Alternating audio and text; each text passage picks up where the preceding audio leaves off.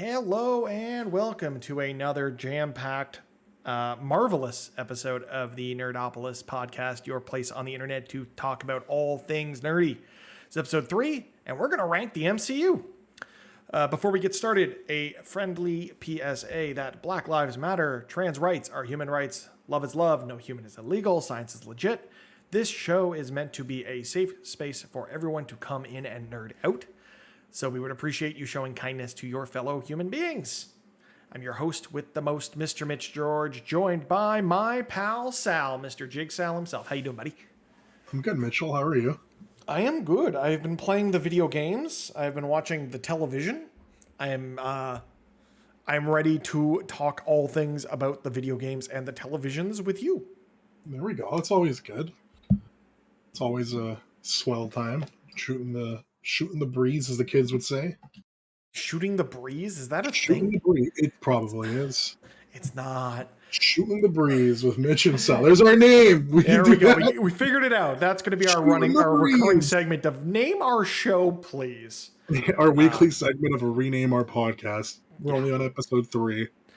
Speaking of only being on episode 3, if you have not already, please do like, share, subscribe on Twitter, Twitch, YouTube, whatever podcast service you prefer. It does mean a lot, especially for something as new as this. We are officially on iTunes and Spotify. Those platforms have ratings. If you could rate us, that would mean a heck of a lot. Any reviews written will be read live on this show. You heard it here first. Some breaking news. Yeah, so I'm tired, man. Yeah, it's only Thursday, Mitch. I know, but so I was covering for someone at work this week, so I've basically been working 2 jobs. That's good. It's not easy. No. Doing one job's hard enough. Depends. It depends. It can very much depend. But no, it's been a lot this week, so it's nice to get this chance to just chill out, hang with you. I've been trying to play more games this week, including a board game that I had arrive today in the mail, which we will play at some point when you come over. But, is this the one you? I know what you're talking about. The Kingdom Hearts board game. Yeah, I am. It seems interesting. I opened it up. I cracked the cellophane wrap, as it were. Gave it a quick read through. But yeah, looking forward to playing that with some friends. But no, we're here to talk about games, nerdy stuff, which includes Kingdom Hearts. Sorry, friends. Movies, TV, whatever it might be. So we got mostly games to talk about this week until we get into ranking the MCU, which we want to do as a tier list. With the announcement of She-Hulk and us wanting to have our recurring segment, we are definitely going to want to do a before and after our weekly MCU rewatch. So we're with She-Hulk coming out. We figure this is a good opportunity to do that. But other than planning for this, Sal, how you been? I've been all right. Played a lot of games this week, actually. Big couple indie games came out in the last 2 weeks. Cult of the Lamb, I think, launched last Thursday when we did the podcast. The day, it was either the Thursday or the Friday. So like right as we were recording, the internet was going crazy for this little indie game that I can't stop thinking about or playing. It's really good. I sunk 10 hours, I think, so far. The only reason I haven't put more hours into it is because the other stuff we've been playing. Yeah. Honestly, raising up the Cult of the Jedi has been a ton of fun. Cult of the Jedi? The Cult of the Jedi. Of course. It is a cult. I'm surprised you didn't name it something like Disney-esque. Who owns Star Wars, Sal? That's not Disney, though, Mitch. It's Disney. I am planning a trip to Disney that is centered around how do I get this lightsaber on the plane. You know what I mean, though. You know what I mean, though. I do, but also no. Oh, well, Cult of the Gabagool, baby. Of course it was the Cult of the Gabagool. You gotta stay on brand, you know what I mean? Fair enough. Gotta stay on brand. Yeah. But no, this game has been an absolute joy for me. I just beat the second boss. Okay. But that's because I've been spending so much time just on the campgrounds or whatever you want to call it, just trying to improve stuff and keep people happy and doing all this stuff. Like, I got lost in the micromanagement of it all rather than the roguelike elements. I've got like I've been like obsessed with both ends of it. I really like going through the rooms, just like very Binding of Isaac, Yeah. just going through, getting the like upgrades, starting to get more and more deeper into it. I got an upgrade to my little cloak thing where I got which one do I have? I have the one that gives you 4 random boons at the start. But then you So can't that's take any other boons, I can't right? take anything else, but most of the time 3 out of the 4 are really good. So that's See, just been fun to play.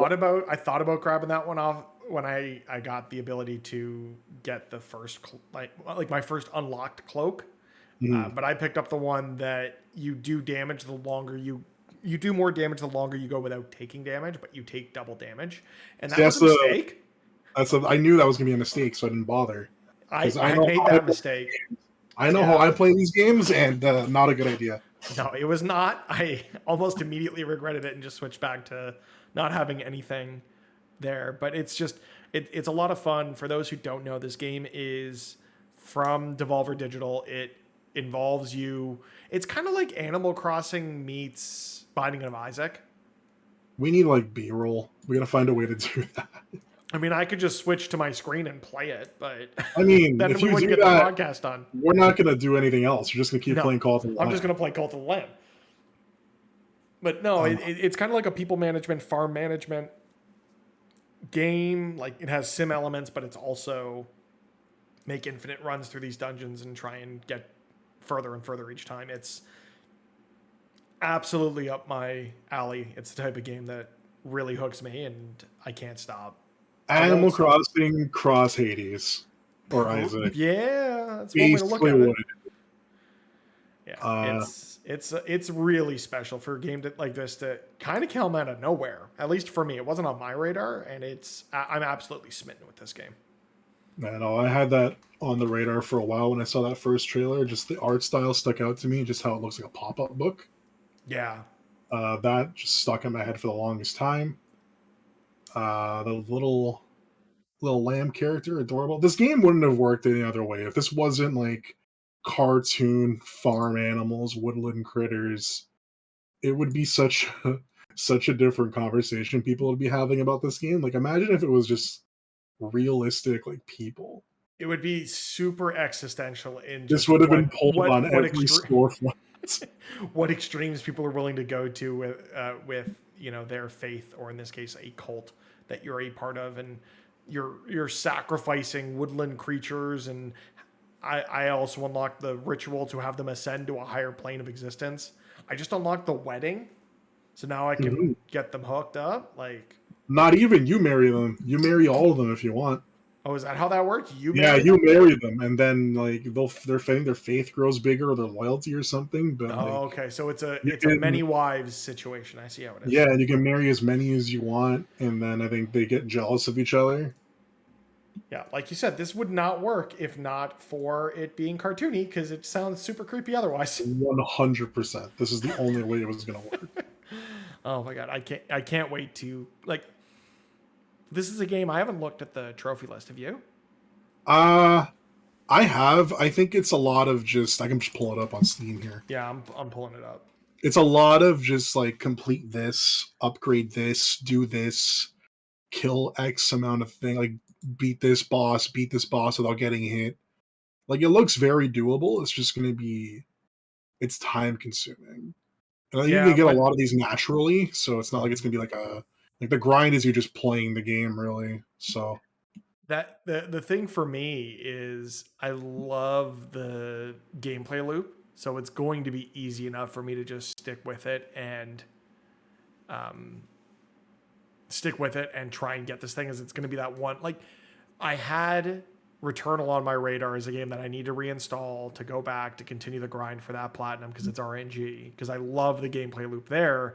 And this game scratches a very similar itch. If it's a game I can pick up, I can play for an hour, I can play for 4 hours, I can play for 15 minutes. that's the And roguelike, baby.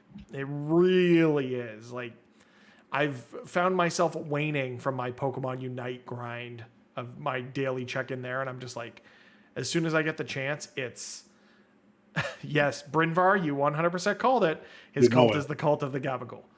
Would you expect anything less, Brynvar? Because that's exactly what it's called. And you can assume mine is something Disney themed, and we'll see if you can guess that.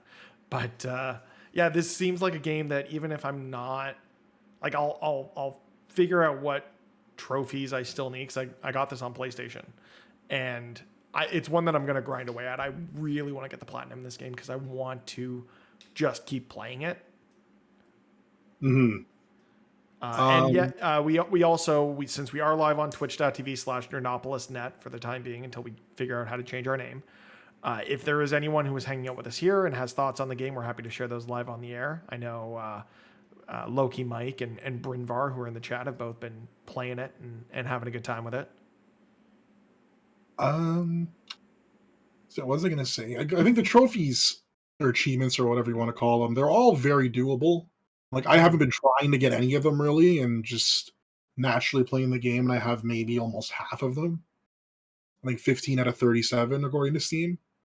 So like eventually it'll come. Like I'm just scrolling through it. It's all very just like complete the game pretty much, collect all the cards, get the skins, whatever, collect all the upgrade your call to do this, do that. Apparently, though, one of the skins is bugged at the moment. That's good. That's great. So a fix will be coming for that. But yeah, the tough one in there is going to be there's one where you need to defeat the bosses without taking damage. I almost did That's one of those by accident. tough. That would have been great.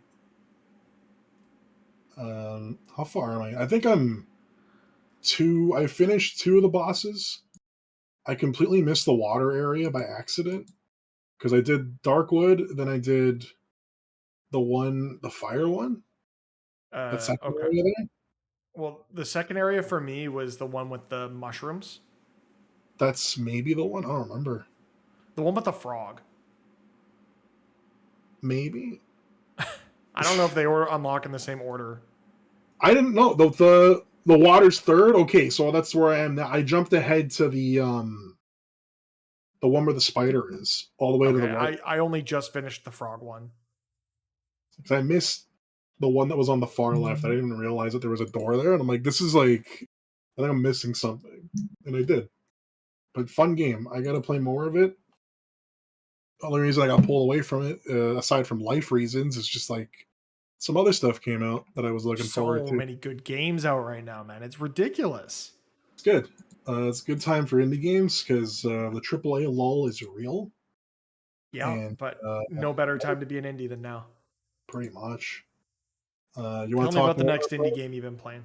All right, well, I'll jump into what's pulling me away from Cult of the Lamb, and that's Rollerdrome. So this is the one from the developers behind that skateboarding game, right? Ollie Ollie. Ollie World, yeah. These are the same. Yeah, it's the same devs from that, I believe. It's such a me game that like it's the art style is great. It's cell shaded. It's like Tony Hawk, Doom, and Jet Set Radio had a baby. So there's a 1 hour free trial of this game on PlayStation Plus Premium. I think I'm going to download Is that and give there? it a shot. You should probably try it. It's really fun. And there's also a PlayStation Plus discount on the game. So sell me more on this game. I need to know if I need to have it. It's a blast to play. If you're in this tournament, you're in the Rollerdrome tournament, it's 2030. You're going around. You have to clear the room out of all these, like, the bad guys that are there, the enemies. They all got different tiers of enemy, I guess. You got, like, your regular grunts. You have your shielded guys. You got your snipers. You're constantly on the move. You're constantly dodging. You refill your ammo by doing tricks. You can't bail out, so your main focus is really just trying to survive and to clear the map. The art style is great. It plays really well. Once the game clicks for you, it's just smooth sailing. It's just a blast to play. I lost last night I got home pretty late, so I was like, I'll play a little bit, and I played for like an hour. Okay. So how much is it Tony Hawk and how much is it like Tony Hawk is the one thing that gives me pause on it because like I have fond memories of the Tony Hawk games, but then I went and bought 1 and 2 HD remake and played like 20 minutes of it. That's a you problem. That game is exactly the same. It plays the same. Okay. So maybe I will use this trial as a decision as to whether or not I want to. Like, it doesn't I feel want to do exact. It's this. got like the arcade skating kind of feel that Tony Hawk does, Okay.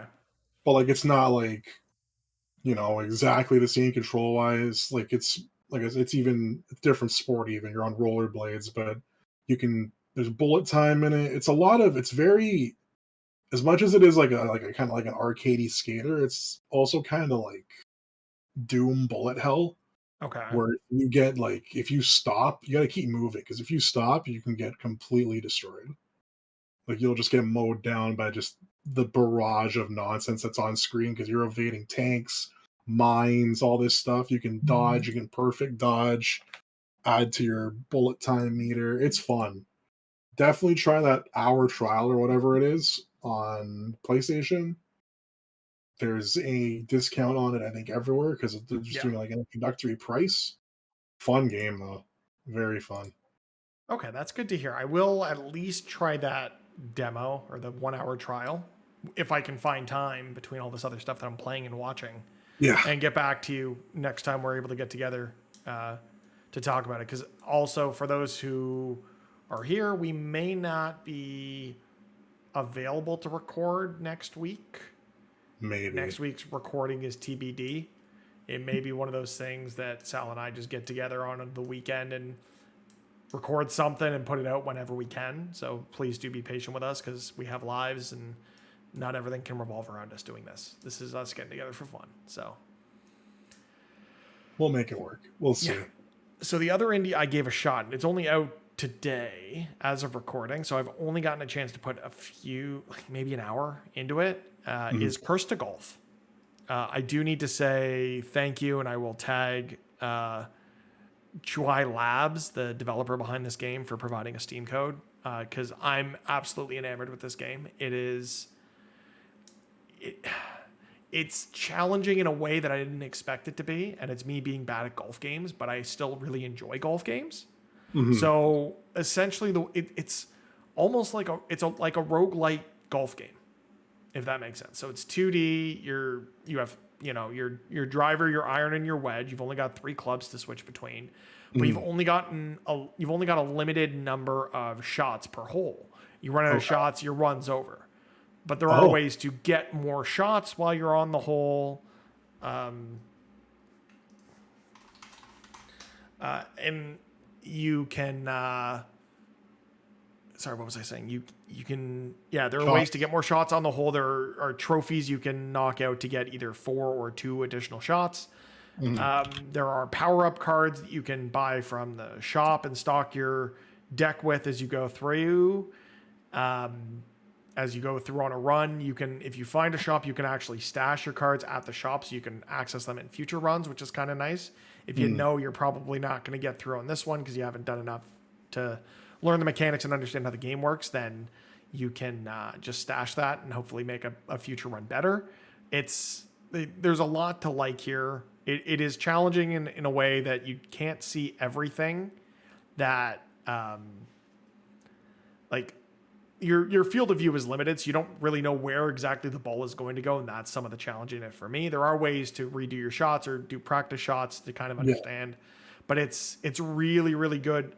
So much so that I went and looked at the trophy list and wanted this on PlayStation to get those trophies. So I also have it now on PlayStation, and it is downloading at the moment. I think Look that's at where that. I'm going to finish it. Well, there But you go. I used the Steam code to kind of understand if I was going to like it, and then wanted to support the developer, so I went and bought it on PlayStation. Regardless, that is how much I'm enjoying this so far, and it's only very early in. Again, I'm only very early in the game, but I do want to dig into it more. I want to play it on PlayStation, which is why I've now dropped it on Steam. I'm going to play it there exclusively. Well, you heard And it here, folks. Mitch doesn't like PC games. I do and I don't. Like, the problem I have with games on PC is I get distracted. Like, how so? Just like, open like another tab and just like, oh look, let me do something else. Exactly. I'm like, oh, look, Twitter. Or, oh, look, people are being wieners in Discord. I'm going to go hang out in Discord. Stuff like that. And That's the same problem you have on console too, though. You plug it up to your computer. it is the same problem I have on console, to be fair. I think you just like PlayStation. That's the problem. I think it's that, and I really like the controller. DualSense is just so good. That's a whole other argument we're gonna have. We will do a bracket challenge of all the games controllers and figure out the ultimate game controller at some point. DualSense Have a is couple guests on and we'll clash it out. That's DualSense like, is the worst current controller. I think really not. It's compared to what's other options. Well, if you're not encoding the Joy-Con, because if it's the Pro controller is better. No, it's not. The weightiness of the DualSense is better. The triggers are better. No, man. But honestly, for me, it's there's too many steps. There's too many steps when it comes to using a controller on PC. This is the best controller. You plug it in and it works.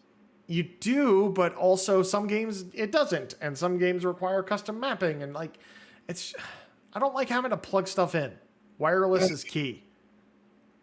No, man, convenience. No, it's not. That's another debate. That's another whole debate. PC versus console gaming. Not even that, just the controller. Yeah, that too. We got so much to talk about when it comes to this stuff, and we will have some fun guests on to talk about some of these things eventually.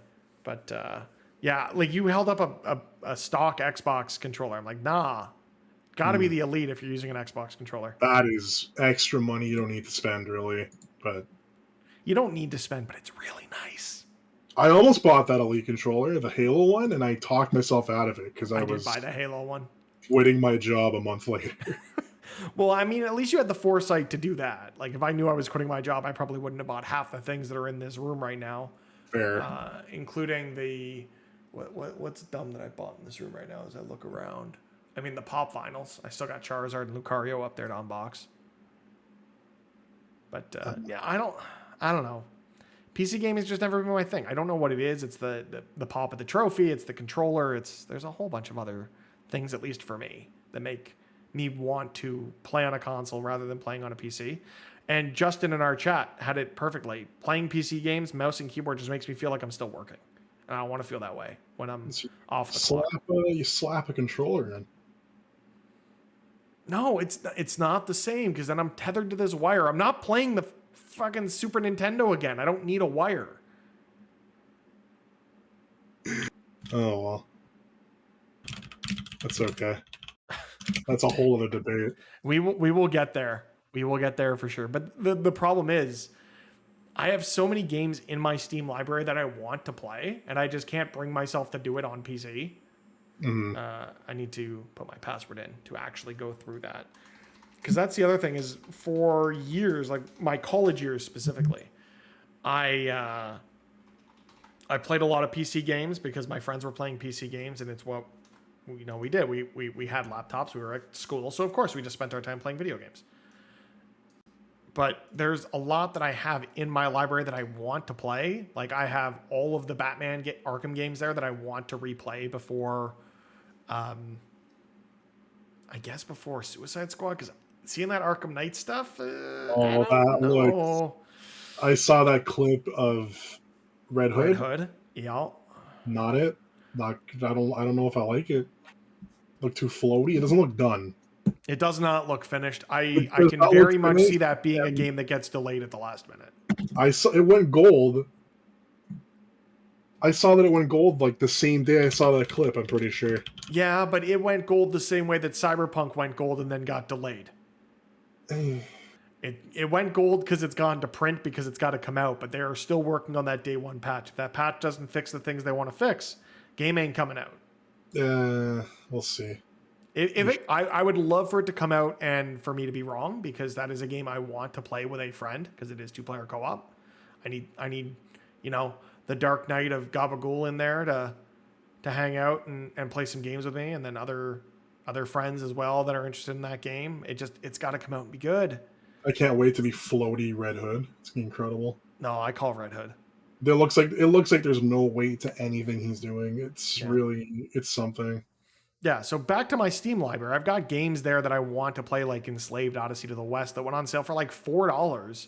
I opened that game up. Great, like really fun 3D action platformer from Ninja Theory, the studio that is now working on Hellblade 2. I forget the Electric subtitle. Electric Um, Boogaloo. so I opened this game up, and guess what happens when I plug a controller in, Sal? It works. Nothing happens when I plug a controller in because the game is just broken when it comes to controller support. Which game is this? Enslaved Odyssey to the West. It's not a real game. Yes, it is. It's a great game. I rented it on the PS3. I want to play it, and I can't because I'm not playing this game with mouse and keyboard. My mouse and keyboard suck.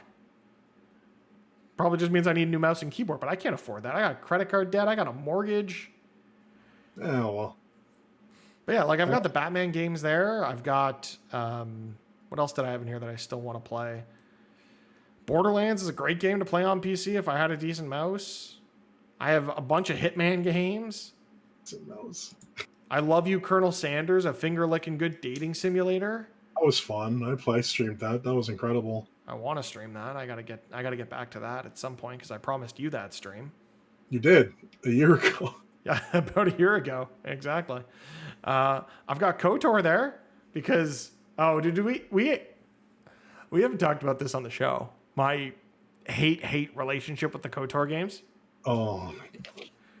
Because I couldn't stream it because it wouldn't capture in OBS. I need backup for you to start ranting about KOTOR again. Well, it sounds like Aspire's not working on it anymore, and they've handed it over to you know what? That's a somebody relief. else. I'm happy with that. They're not porting something. I don't know if I trusted them doing that.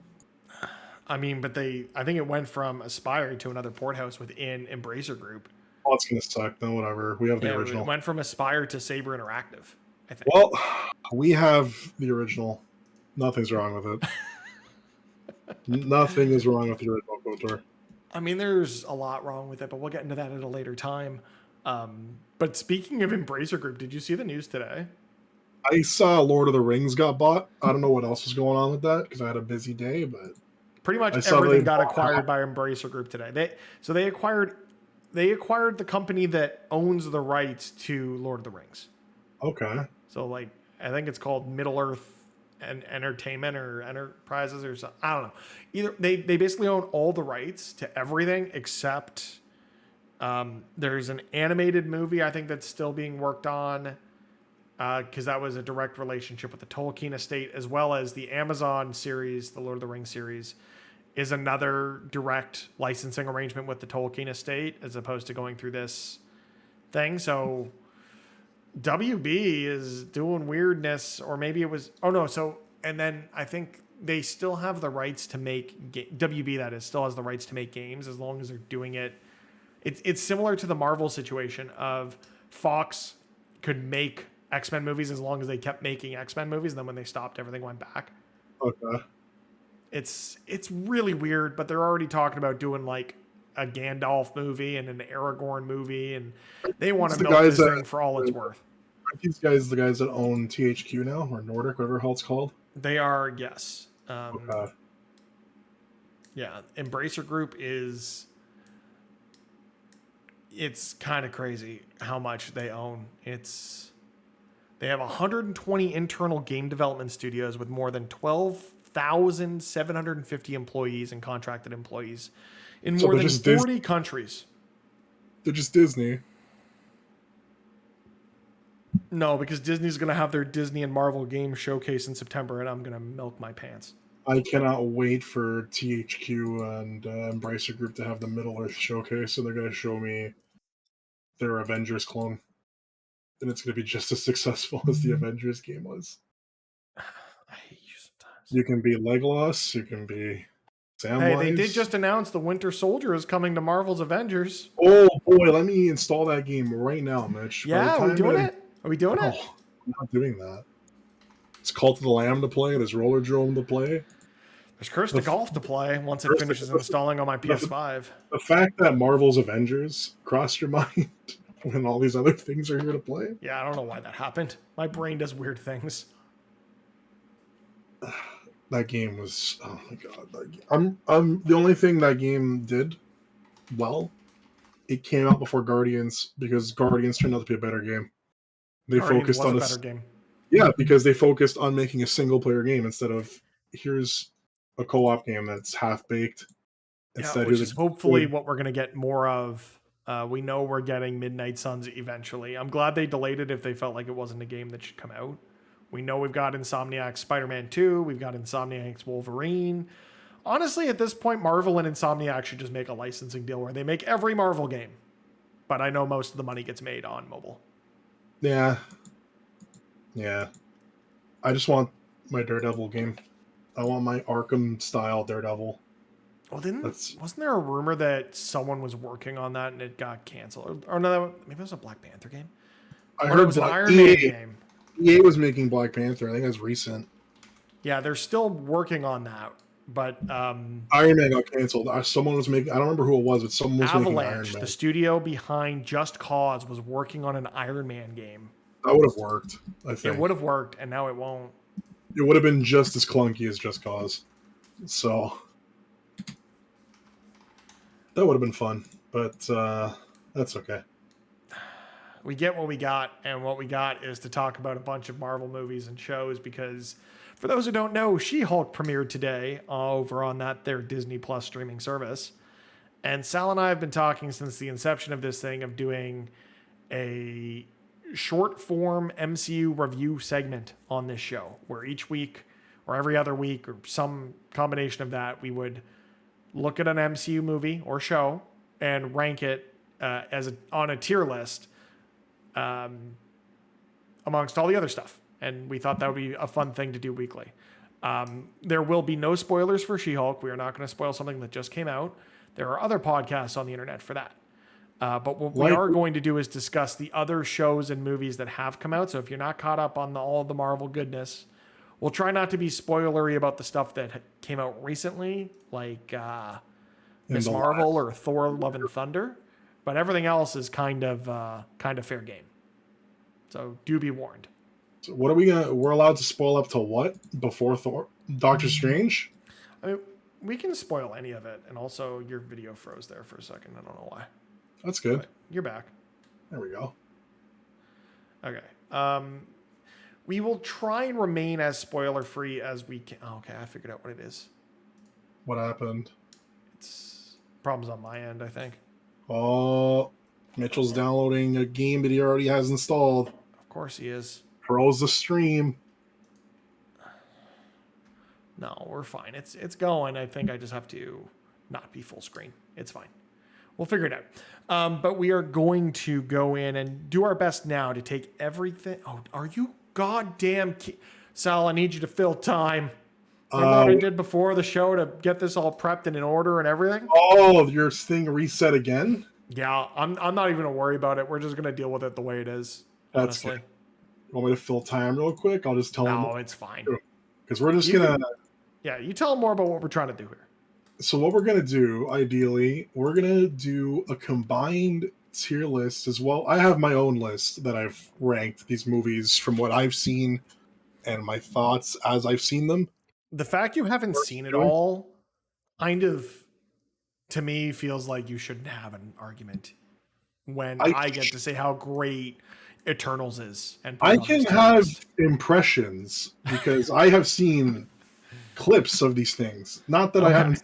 I've seen trailers. I've seen little pieces here and there. I can have impressions and opinions. I won't have a say in the rank for those for our combined list because on my individual list that I have, I got to even show up. I have a did not watch. So the way I did it on Letterboxd. I don't know if you made your own individual list. I've got a list ranked on Letterboxd. I don't have it tiered the way that we are doing it here today. Yeah, I just have a numbered list that's on Letterboxd. The ones I haven't seen are at the bottom with a note saying "did not watch." So it looks what like have you not seen at this point? I need to know that before we get into this.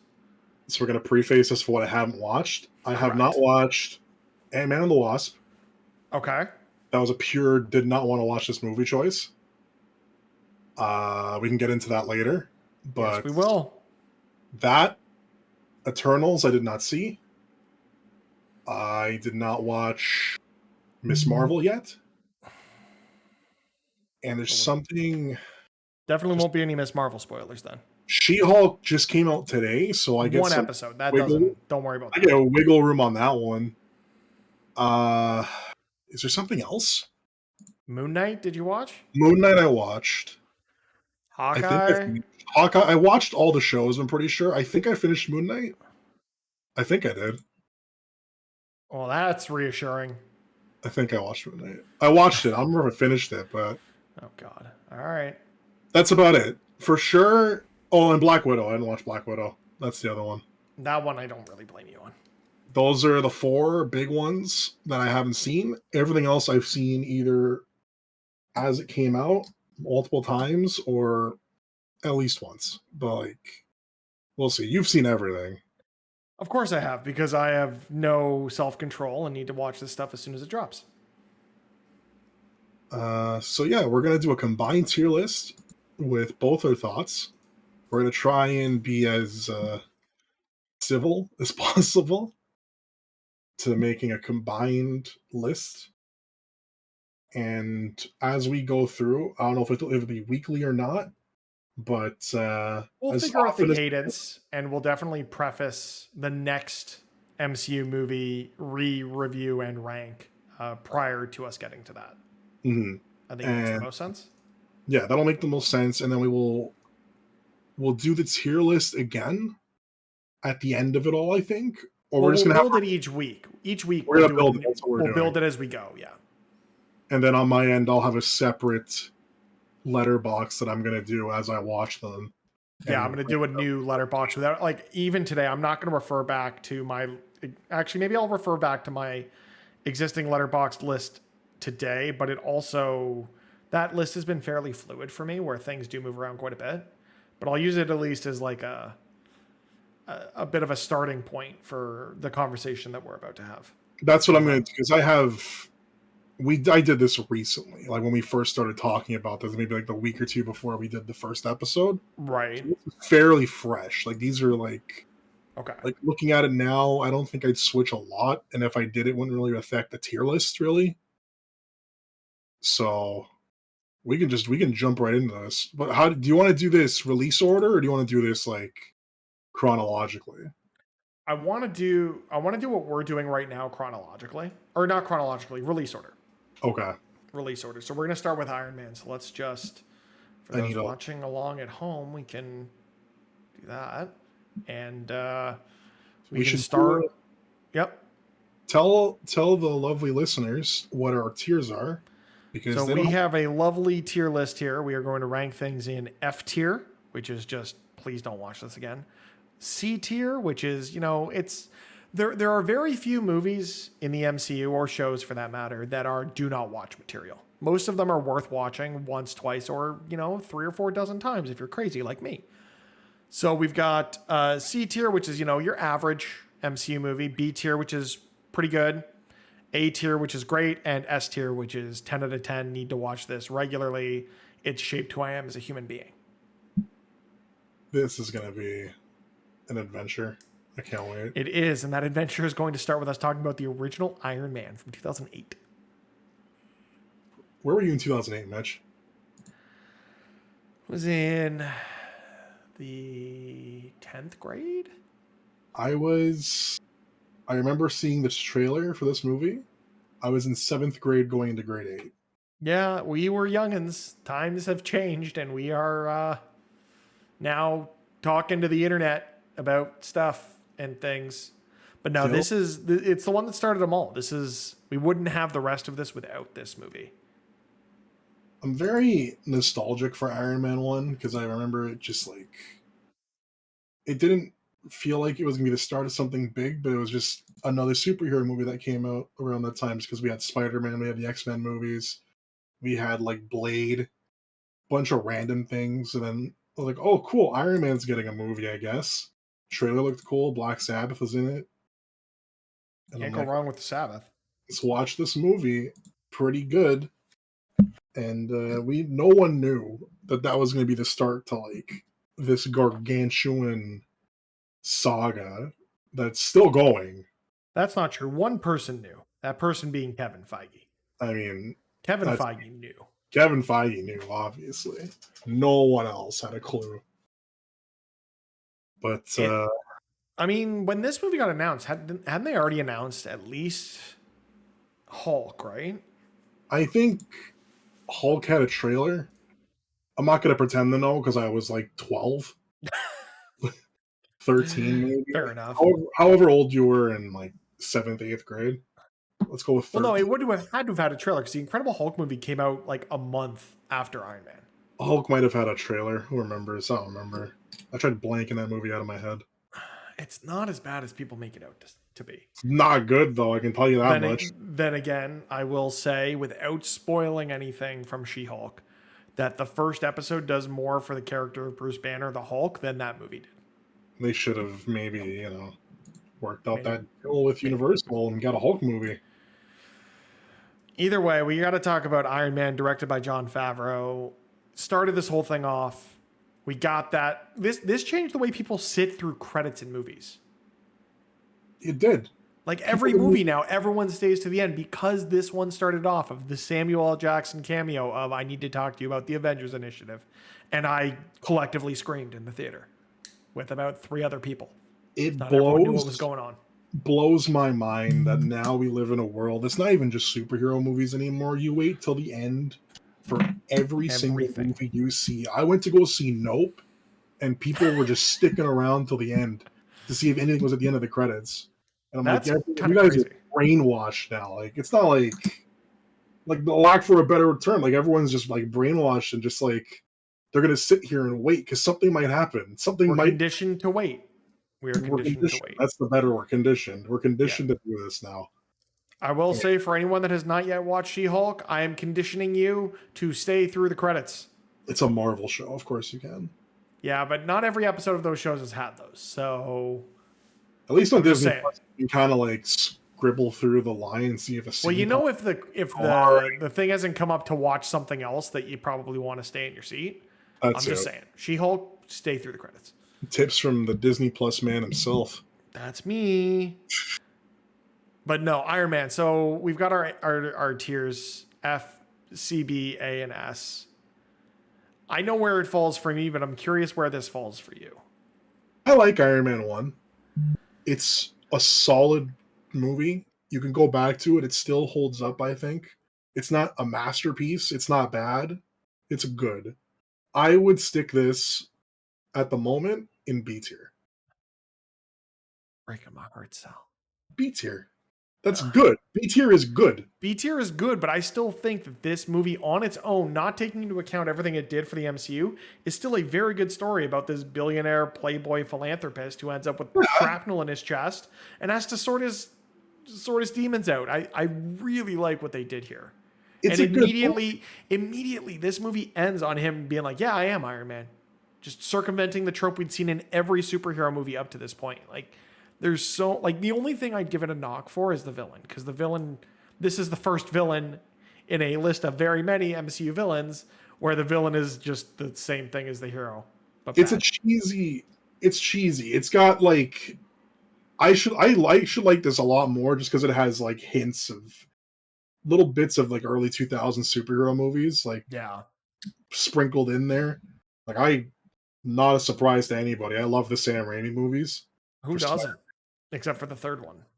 But like, because Iron Man just comes out in that era, there's hints of it in that movie, but there's also just like going back to it. There's like the little seedlings of like little things you'd see throughout the MCU and how it's just evolved to now. But I will say the original Iron Man was top 10 MCU for me until Ms. Marvel came out in my list. So I'd really like it to be at least at A tier. Where did I put Iron Man? Iron Man for me is at like 13, I think, on my list. Still pretty high. It's high. It's a good movie. It's top. I would say it's a great movie. This is one of those ones I can go back and rewatch a dozen times and not get tired of it. I want to say like top of B tier, low A tier. I'm good to say low A tier, but I wanted an A tier. We got to start this one off strong. We'll put Iron Man in A, but it's like low A for me. We'll see if it moves around before the end of the night as we talk about everything else. But for me, Iron Man is an A tier movie. I'll tell you what I'll tell you what isn't going to contend for A tier. The Incredible Hulk. You mean the movie I already put in F tier before we even talked Thank about you. it? I haven't even looked at the stream or how we're doing this, but I better have been an F. I mean, Thank God. there's not much else to say. Like, It's not good. Not good. it should have been good. It Not should have been good. There's good things here. It just doesn't come together. It's like one or two. Like this is just like the ugly duckling of the MCU because this is just like did not feel like an MCU movie really. No, it didn't, because it at this point the MCU really didn't know what it was. And it doesn't really help that they don't even get like Edward Norton didn't want to come back, so it's not even really connected. But it is though, because you got Thunderbolt Ross in Civil War. Such a mess. This movie's not good. They should have just I don't know. We got Abomination back in Shang-Chi, and from the trailers he's back in She-Hulk. Did we though? I'm just saying. I don't know. I just didn't like this movie when it came out. Don't really like it now. I haven't seen it in maybe over 10 years. I've definitely seen it more recently than that. It's so good. Mitch is yawning through this talking. No, it's look. I'm tired. Get off my back. No, like I've done MCU rewatches ahead of. I think the last one we did was ahead of Endgame releasing, and while it's not a bad movie, it's not a good movie. And in this tier list that we're making, not good is equal to F. Like if someone laid out all these MCU movies, this would be like one of the handful that I'd look at and say, "Do not put this on, or I'm going home."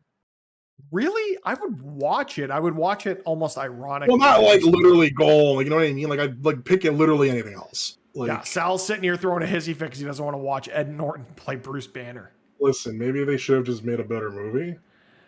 And maybe they would have had Universal not been involved. That's all I'm gonna say. Too many hands in the pie. Too many cooks can spoil the Too many cooks ruin my brownies. Oh, have I ever shown you too many cooks? No. Okay, but now you have to. That's an off-air video. Okay, fair enough. That's it's not bad. It's Adult Swim. It's just really long, and we're gonna get distracted from this. I mean, yeah, and this is gonna take us a while. So let's get on to the third movie, which was Iron Man 2. Iron Man 2. Iron Man 2. Not as good as Iron Man 1. I will agree with you on that one, but it did replace Terrence Howard with Don Cheadle. So it's got that going for it. Yeah. Iron Man 2, it's got Mickey Rourke. Once he's bored. Iron Man 2 is... There's like bits of Iron Man 2 that I really like, and then there's a lot of Iron Man 2 that I could go without. So again, directed by Jon Favreau. Do you know who wrote Iron Man 2? Lay it on me. I got no clue. Justin Theroux. Really? Yeah. I didn't know that until just now. What the hell? I don't know. Iron Man 2 it felt longer than it was, I think. Like, I'm just trying to this doesn't say how long. It was 125 minutes and definitely felt like more than a 2 hour. It felt way longer than 2 hours, I can tell you that much. Yeah, no, I'm with you on that. There was just there are some fun things it does. Like, again, this whole thing of Stark having to create a new element to save his life and the introduction of Black Widow. Like, there's some fun stuff here, but overall, it's not one you have to watch. I think you could skip it if you wanted to. There's some good scenes in it, like Tony Stark. The Tony Stark scenes where it's just like Robert Downey Jr. just being Tony Stark. Yeah. And just like hanging around. Those are good. Like him interacting with Fury and Black Widow. The character stuff's really good. It's just the movie's just like whatever. Yeah. I'd throw it. Where are we putting this whatever movie? Where did I put this in my list? I ranked this really low, actually. I think I did too. I think it was just above the F tier movies. That's where I have it. I have it very low. So you want to say C tier or do you want to say F tier? It's not an F tier because I wouldn't hate watching this movie. I would watch it again, yeah. This is a C tier. This is a lower C tier. This is not a terrible movie. It's just not great. It's not. Someone says, show me an MCU movie. You're not showing them Iron Man 2. Pretty And you're much. also not going to show them Thor, directed by Kenneth Branagh, that came out in 2011. Here comes our first disagreement. What are you First, saying? first of many disagreements. I like this movie. Oh, no. I mean, there are things, again, this is the same as Iron Man 2. There are things about this movie that I like. I like the story. I like what they're trying to tell. I just think it's a little I like heavy-handed with some of the writing. I like a lot of the set. Well, Asgard looks fucking beautiful in this Asgard movie. looks dope in this movie. Everything in Asgard looked awesome. Except Thor's helmet. They did it just to do it. I liked Chris Hemsworth's bleached eyebrows. No, that looks so bad. No, the first time they did the Thor fish out of water story, I liked. I liked this movie. It was just like cheesy, like fish out of water. He learns to not be such a cocky asshole and protect people and try and take some responsibility. It's like coming of age, I guess you would call it. Kinda, or like it's a journey of self-discovery. That's right? what it is. It's figuring out who you are in the grand scheme of things, especially when you don't have the thing that you thought was your, like, it's an identity crisis, right? Am I Thor? Am I, Donald, what's his face? Like there's a good, again, this is very similar to Iron Man 2 for me. There is a good story here. It's just wrapped in a not great package. Yeah, I don't know. When I saw this in theaters, I was pleasantly surprised because, I'm not gonna bullshit. Almost nobody knew anything really about these characters, like Thor, Captain America, Iron Man before 2008. Really, Marvel was taking a real risk starting this big project with these characters because they are not the ones that, at least at that point, late 2000s, which still feels weird to say. If you weren't in X-Men or Spider-Man, no one knew you. People knew Blade before they knew these guys. That's those Blade movies are so bad, though. Oh, but Triple H isn't one of them. Yeah, he is. So is Ryan Reynolds. Oh my god. But yeah, no, I like Thor because Thor also reminds me of just those early 2000s movies where it's just kind of cheesy. It's cheesy, but for me, over time, the cheesiness has worn me down, where I don't enjoy this as much as I did when it first came out. Yeah, I feel like if I watch this again, it's going to be lower. But a lot of these, like I said, my list is based off of my first impression of it and the lasting impression that it's had in my mind. Because I think I've seen this movie twice, and I think it was both within the year that it came out. I think I know where I want to put it, but where do you want to put it? I might be willing to compromise on this one, just because knowing that nostalgia I have for it. Let's see. I have it in my list. It's also kind of high. Not even actually. It's in the middle.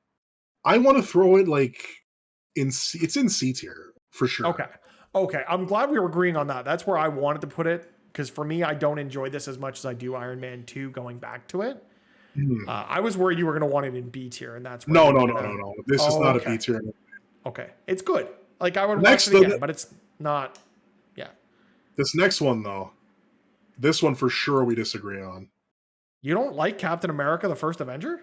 I love Captain America: The First Avenger. I really like it. I wouldn't say I love it. I love this movie. The first time I saw this, I was in awe. I really, really like this movie. It's not a great movie. No, but it did some fun things with the character. It's fun things with the character. There's a lot of people's first introduction to Captain America, and just it just feels like an early 2000s, just a war movie. I liked it. It's got lightheartedness to it. Chris Evans is really good. From the director of such hits as Jurassic Park 3 and Jumanji. One of those movies is good. Yeah, Jurassic Park 3. Oh my god. No, it's Jumanji. I'm not that much of a monster. But yeah, no, I liked Captain America 1. Captain America, I don't think it's a very uncommon thing to say. I think Captain America had the most solid trilogy out of all the original Avengers. That's a very easy thing to say. I would agree with you 100% on that. Mostly because Winter Soldier is if not in my top 5, then it's in my top 3 of best MCU movies, period. So I'm with you there. It's a fun time. I love the World War II motif, the very serialized feeling nature of it. Like it feels like an old war serial, Yeah. like comic serial. It's very bright and vibrant, which you don't get from many, war films. Yeah, it's a colorful movie. I like this movie a lot. Like this is one I've seen more recent than the rest of the things we've talked about right now. Like not Yeah. like the last years. Within the last 5 years, I've seen this movie again, Yeah. and I loved it. I was flicking like it was like Christmas vacation or something, You and just my flip through the dad was channels. flicking through channels, and like Captain America was on. I just sat there and watched it, It's even one of those ones. through If the it's on, I'm shitty gonna watch it. commercials. Yeah. This one, I like Yeah. this This movie is. a lot. I like it a lot. I do, I don't know if I like it as much as Iron Man, which is the problem with Iron Man being an A tier. I think where this This is is a movie I why I would put didn't in B tier. see. Here's the thing. I want this in A tier, low A tier. If we got Iron Man in A tier, we can put this in A Yeah. tier. Yeah. We can do it. All right. Let's do I it. let All you right. have Iron Man. Let me have Captain America It's 1. all yours, buddy. All right, let's move There we on go. to the culmination of Phase 1, Marvel's The Avengers. Released May the 4th, 2012, directed by what many people would refer to as a piece of crap, but we won't talk as much about that. Written and directed by that same person. But the first Avengers, this team up to end all team ups until the next team up. Well, maybe not the next one, but the one after that. It's still one of my most watched Marvel movies. It's Ugh. it's so like it's just fun seeing these characters interact and bringing them together. What you talked about in Iron Man 2, those moments of characters interacting, I get so much more of that from a movie like this than I do that movie. The scenes at like the Battle of New York, the circle shot, like there's just so much iconic filmmaking that's in this. Shawarma is now a popular dish all over the world because this movie mentions shawarma. This movie did introduce a ton of people to shawarma, and I find that hilarious. It's hilarious, but also how I was introduced to it, and I couldn't be happier. I'm very nostalgic for this movie. It's a good watch though. Like this one, It I've really also seen is. recently in the last couple of years because it's just like it's fun. I go on like the other day I was watching like just clips from Avengers 1. This is one of those Just ones that I'll just throw on when I'm trying to fall asleep because I've such like it's a comfort movie to me. It's one of those ones mhm. that I could quote almost the entire thing end to end. It's so good, so good. Other I than that have Captain America suit, I have a lot of it's the suit. It's funny. how does it work though? I still don't know how the helmet works. I know it's Like like he a takes it off and it's a there's like a hood. hood. It's a I hood. don't He get puts it. it on. And he was like But then it's like why a is it cowl. hard? It's a helmet. But it's a hard helmet. And then when he takes it off, it looks like a hoodie. I Movie don't get it. magic. Movie magic. It's hard like probably here, and then I, like you pull it down. Anyway, I still don't understand how that works. But that not being said, or that notwithstanding, is this our first S tier movie, Sal? so here's the thing. Don't do this. I don't to me, know. Sal. It's definitely the lowest this is going is high A.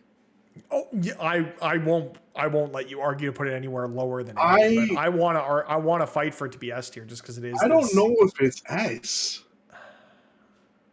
Where is it on your personal list? 6. Okay. Mine's 8. Like, It's not top 5 for me.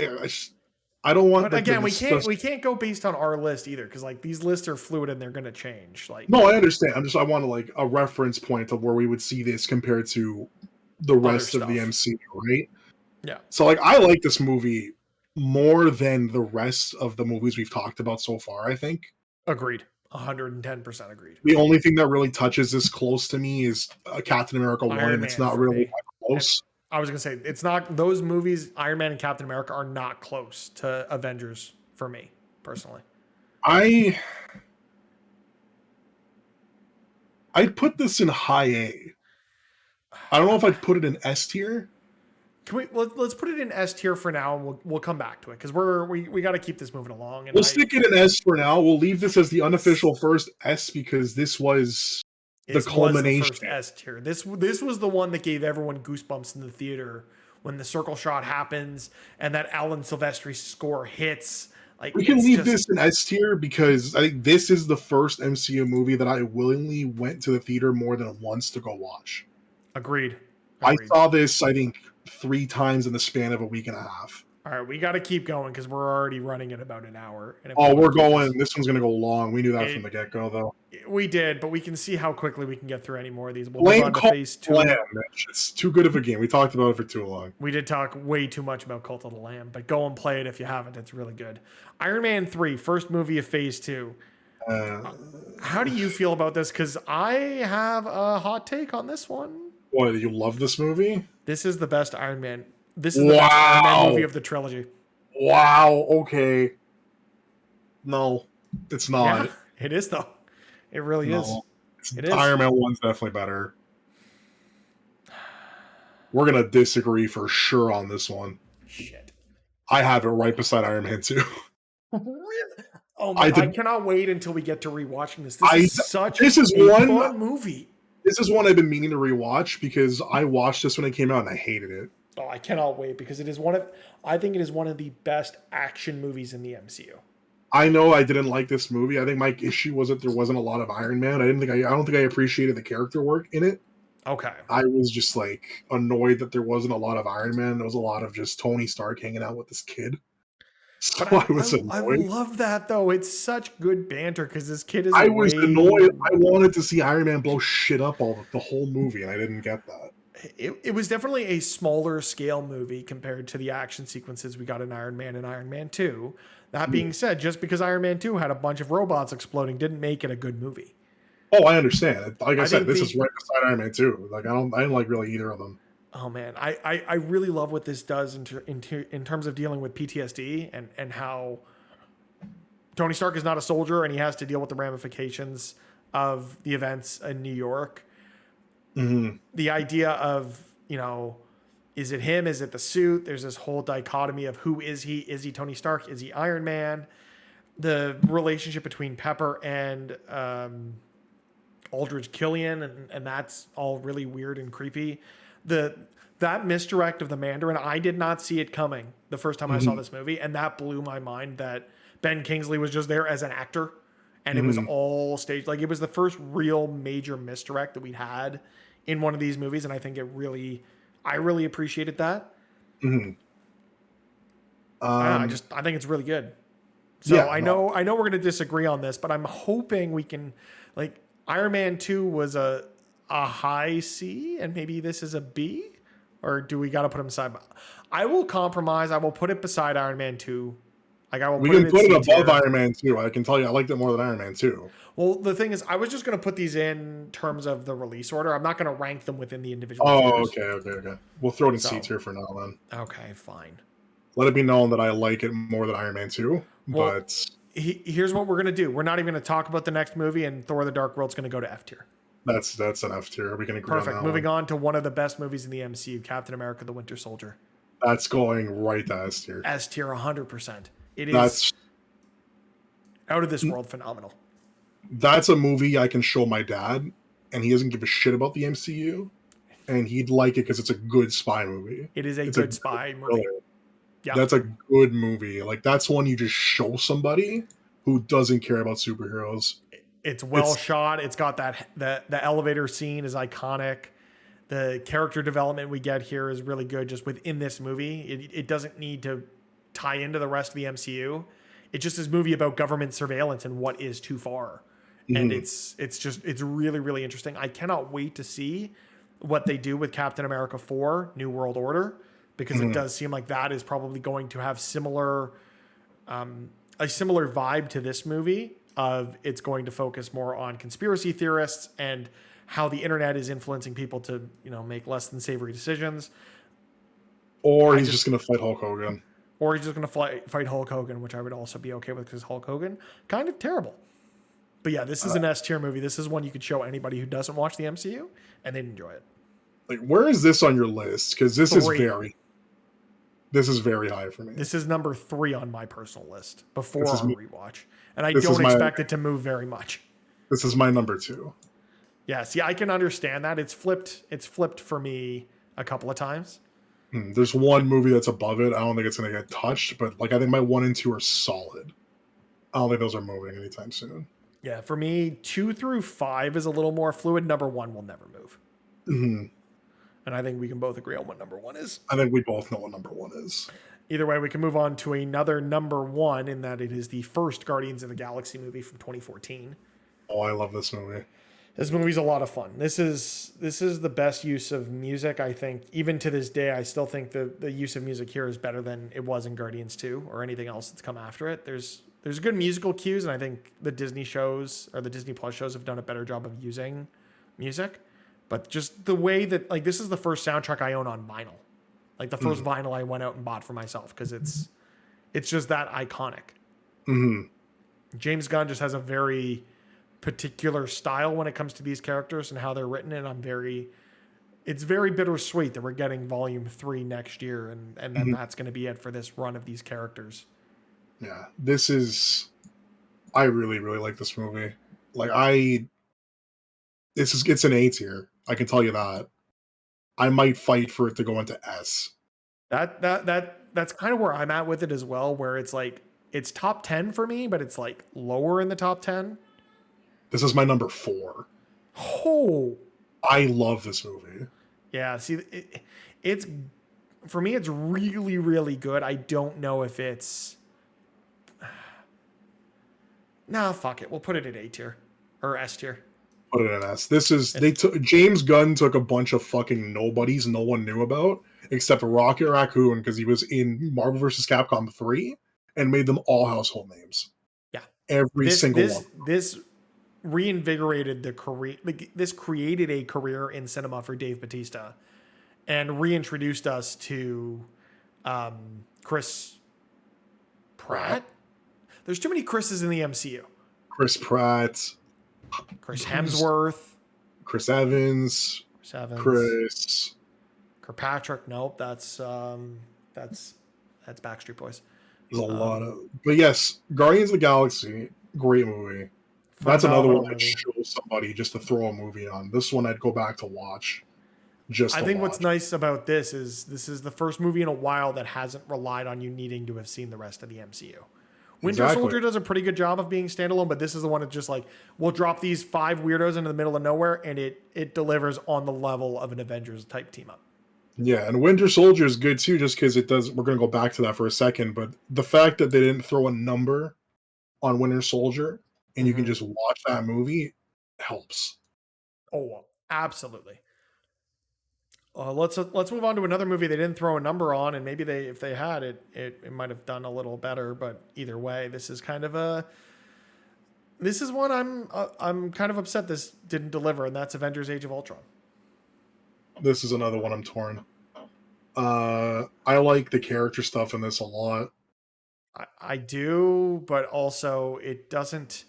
This movie features one of the best Marvel villains in all of Marvel Comics and does nothing with him.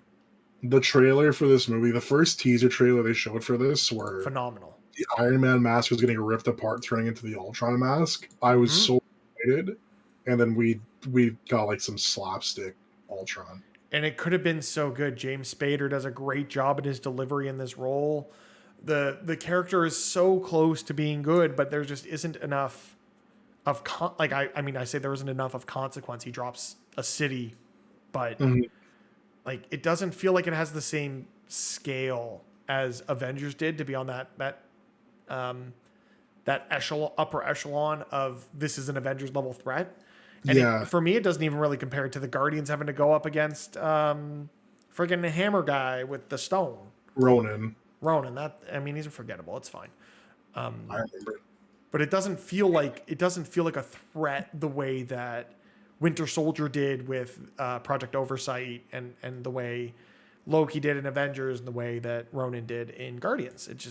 It's disappointing for someone who is a very, very complicated character in the comics to not be delivered to the screen in a way that is redeeming of that character. Yeah. Like, this should have been a lot better than it was. It's not awful. It's not great. I'd rewatch it, but I would rewatch it before Iron Man 2, Thor, and Iron Man 3, but I would not rewatch it over Iron Man or Captain America: The First Avenger. It's definitely a C. There's scenes I'm in this movie thinking that I B like. tier. Like it yeah. I don't know if I put it in. There's scenes I like. I like There isn't enough to like though. the The scenes highway where chase is good. the highway chase is good. The scene where they're just hanging out, trying to lift Thor's hammer. I fucking love that scene. And then Cap just makes it shift just a little bit. Just And then enough to that's make when Thor sweat. Ultron first shows up, and he's got that brooding like zombie kind of walk to him, and he's just very intimidating and kind of just like threatening. It's very that scene's great, It's and spooky. then Ultron just turns into like Tony Stark. Villain of the week. And then the ending scene, his last scene when he's talking to Vision, right before really Vision, good. that scene's awesome. And then you've got the scene with Hawkeye and Scarlet Witch of, you want to stay in here and be safe, feel free, but if you step out this door, you're an Avenger. Mhm. And he does the whole thing of like, you know, we're fighting on a flying city and we're fighting a bunch of robots, and he's got a space hammer and I've got a bow and arrow. Yeah, like I would constantly tell people this is the Hawkeye movie we never got. Because then we got Hawkeye, which is the Hawkeye story that we got. Yeah, this was a lot of Hawkeye in this movie, and I liked it, but it's not enough to like. It's not enough to redeem it. I put it in C. Like I'm it's with right. you. I can drop it in C tier for sure. C tier for sure for Age of Ultron. I just wish the movie was better, the execution of it. All right, now speaking about a movie that I think is better, and that's Ant-Man. I'm very indifferent with this. Well, I mean, I am too, but I still think that this delivered the Ant-Man story in a way that was fresh, because you're doing the Scott Lang version of Ant-Man. You're not doing Hank Pym. Hank Pym is here as like a mentor type figure, or a bit of an antagonist for a while in this movie, and I like their relationship. Yeah. Luis is hilarious. The other ex-cons are really fun. The idea of this guy being an ex-con just because he tried to do good things and then getting an opportunity to be the good guy and be a hero, I think is really fun. I think they play with size in an interesting way. Like the powers seem like fun. Like it's delivered in a cool way. Yeah, I've only seen this when it came out. This one is this is one I have not gone back to watch, but I liked it. I enjoyed it. Had a good time. See, this is similar to me with Winter Soldier, where I can have anyone watch this movie and just say, "Hey, it's a superhero heist movie," and they get it and they're in. And this does a good enough job as standalone to just be like its own movie. Now, I don't think it delivers on the scale of an Iron Man or a Captain America: First Avenger, but I think it's still a very good movie. Oh yeah, no, it's a fun watch. Like this is something you can throw on to show somebody, and it's this is one. If it's on TV, I'll sit down and watch it because it's fun to watch. Yeah, this also has the best trailer I've ever seen, where it's just them like slapping their knees, yelling "ants" over and over again. Ants. That's the best. It's so funny. Can we agree on this being a B tier movie for now and move on? It's a B. I'll put it in B. I don't hate this movie. I don't have any B tier movie. I put this low when I ranked this, but I definitely am fixing that. That's a B at least. Yeah, I think at least in my, where do I have it on my list? I have it lower than I thought I did, but we'll see. We'll see how this shakes out. Okay. Moving on to Phase 3 and Captain America: Civil War. Can we just agree this is an S tier movie and move on? No. High A. Really? Yeah. Man, I gave you Guardians at S, and you're going to take what is one of the best teams. Okay, if Guardians is in there, we'll put this in there. Like, we're putting a lot of things in S. That's my problem, though. Yeah. Well, tell me why you think it's an A tier movie. It's great. It's not Avengers. It's not like... It is, but it isn't. There's good in this. I don't think it's an S tier. There's good in the movie, though. There's a lot of... Like, this is probably one of my favorite representations of Spider-Man that we got in the MCU. That's because every other rendition of Spider-Man has just been Iron Man Jr. Yup. Glad we're on the same page there. This is the most Spider-Man's been in the movies.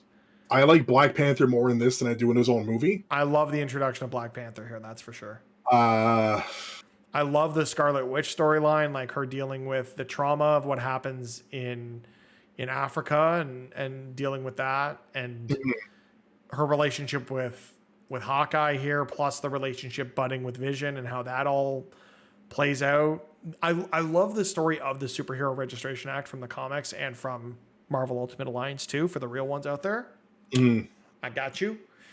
There's a lot to like about that storyline and how it's adapted here. While it can't be something on the scale of the comics Civil War, just because it's not Endgame, and that's where the Endgame could have been to the scale of what Civil War was, or Civil War could have been to the scale of what Endgame was. That is, they just didn't have the characters at the time, which I understand. You keep it a little smaller. It is this Captain America Iron Man story of Iron Man realizing, no, I've been out in the public since day one and nothing's gone wrong, except for that dude one time tried to blow up my house with a helicopter. Yeah, that worked out. And Captain America, obviously, man of the people, the right to anonymity, all this stuff, especially after the events of Winter Soldier. The seeds that movie plants here coming to fruition of Cap being very anti-establishment makes sense for his character and the character arc that he's been on. And like you said, you wanted Iron Man being Iron Man. This is a movie where Iron Man is Iron Man. Like he goes out on a plane and the plane just forms the suit around him. And then it's a great movie.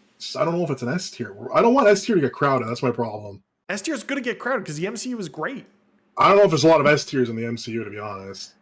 If I'm looking at this, there's at least 4 more for me. Let me see what's coming up. There's at least 1,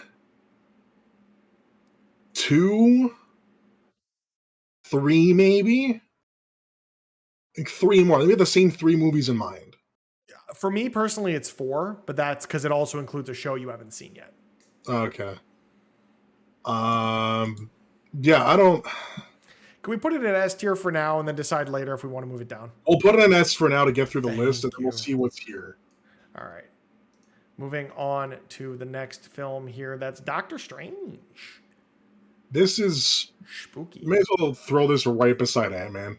It's a solid movie. It's a watchable movie. It doesn't like the visual effects are out of this world. But yeah, it's fine. Doctor Strange is another one where I like him more in his other movie. Like the movies that aren't his movies, I like him more in those. He's better in Thor Ragnarok than he is in Doctor Strange. Yes, he's a better character in Ragnarok than he is in his own movie. All right. Let's keep her going. Let's keep her going with Guardians 2. That's a... Where do you want to put it? For me, it's an A-tier movie. I think it does a lot to build off that first movie.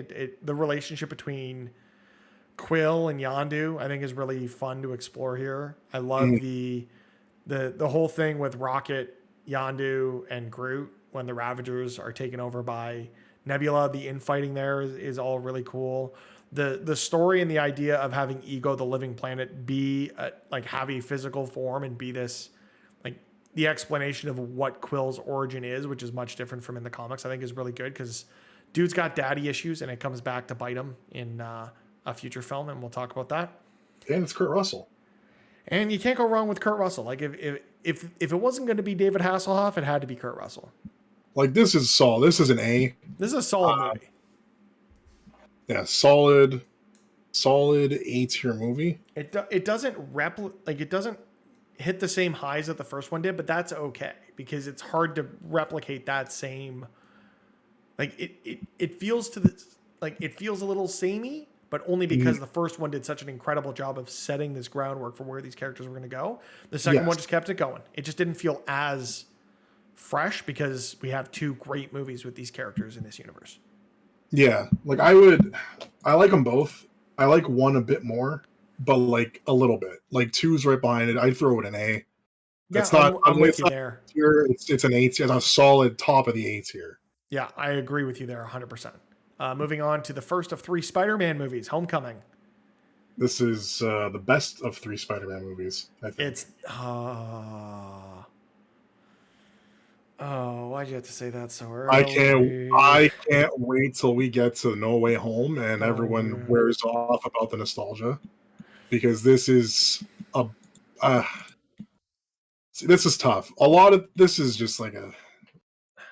For me, it's a very rewatchable movie. I love there's some scenes I really love. The whole Spider-Man dual backflip, This is the one where he feels the most like Spider-Man out of the 3 movies. Yes.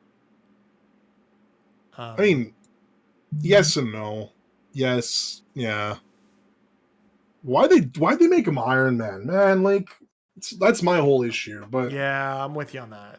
like I like Homecoming a lot out of the 3. Like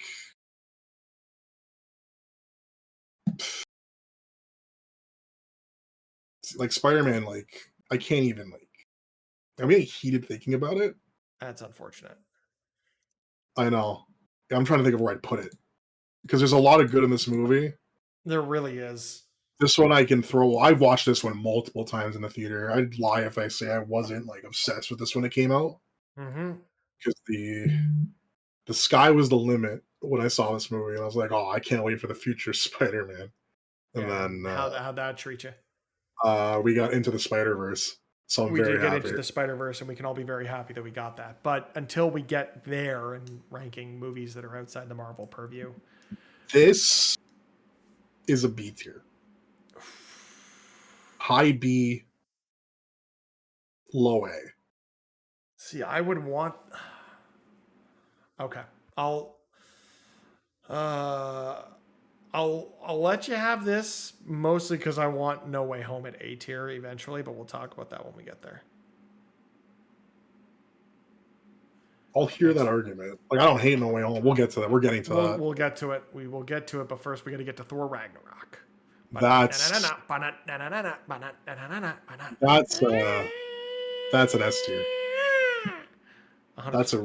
That's my number 3. See, it's gotten bumped a couple of times, but it's definitely like it's been a top 5 staple for me the whole way through. Mm-hmm. It takes this character, like you see where we have the first 2 Thor movies ranked. The first one at C tier and the second one at F tier. It takes this character that very few people cared about, especially since he didn't have a very good showing in the Avengers movies we got either, and reinvents this character. What Taika Waititi did here with Chris Hemsworth and Thor is just out of this world. Like literally, he ends up on Sakaar. We get Planet Hulk as a Thor movie. I like this movie a lot. There's a lot of good in this. Tom Hiddleston is great. Mark Ruffalo does a phenomenal job. This is a semi-Hulk movie. He had to try his best. Korg is great. Korg was great. It's an easy call to have this be an S tier movie. This was an S tier, and I was really happy at first when I saw Love and Thunder looked like it was going to be more of the same. And then it was more of the same. We'll get to that. But first we got to get to Black Panther. First we'll get to Black Panther, which is... I recently rewatched this. I really like... I like it a lot more than I thought I did. That being said, it is a solid B tier movie. Solid B tier. I like this movie. I like T'Challa and everything else that he's been in compared to his own movie. Not to say that the movie's I like bad. him more. I like him more here than either of the Avengers appearances. To be fair, well, I mean, like because he does things here. There's a character here. There is this. My problem is I like Killmonger this movie a lot more than I like Black Panther. Well, this movie is like. The more I think about it, the more I want to put it at A tier because you're totally right. In the character of Killmonger is like it's next level Marvel villain. Like there are board games that feature that version of Killmonger because Killmonger has become a household name because of what Michael B. Jordan did in this movie. Killmonger makes this movie for me. I don't know about A tier, but like a solid B. For the sake of us getting through the rest of this, I'd say throw it in B. I would fight for it to be an A, but if we want to just get through this, then we can just get through this. Mm-hmm. Like we're gonna reevaluate it one last time before we call it off tonight, but we'll get through what else is here. We'll see. All right, we have to go from this villain being one of the best in the MCU to what is very easily the best MCU villain, and that this is the first villain to win, and that is Thanos in Avengers: Infinity War. This isn't even a conversation. It's an S tier movie. This is the movie. This is the pinnacle of the MCU. The villain won. This was years of build-up. This was like, 15 years at that point? 10 years from Iron Man 1. Yeah. never did my little mind process what was going to happen at the end of these things. Infinity War exceeded all expectations that I had. I've never left the theater with more stunned people in my life. Watching the snap unfold the first time, like on opening night, everyone was just in shock. I was in tears, literal I tears. was like, I wasn't like in tears. I was like, wow, they're doing it. And I mean, then we knew it was coming, but they went there, and it hurt, like physically hurt me to watch that. like just watching them, I love a good villain story. I like that they were bold enough to let Thanos win the first time, Yeah, and it was just like no one knew what was going to happen. and then it happened. Like this is peak MCU for me, and I think from this point on, I looked at it and I'm like, I don't think anything's going to top this for me ever again. And from then, I can honestly say nothing has touched Infinity War for me, See, including something Endgame. has for me. Including that one. I think That is the argument, right? It's which one is the better movie, and I think there's arguments to be made for and against both of them. I think they're both phenomenal.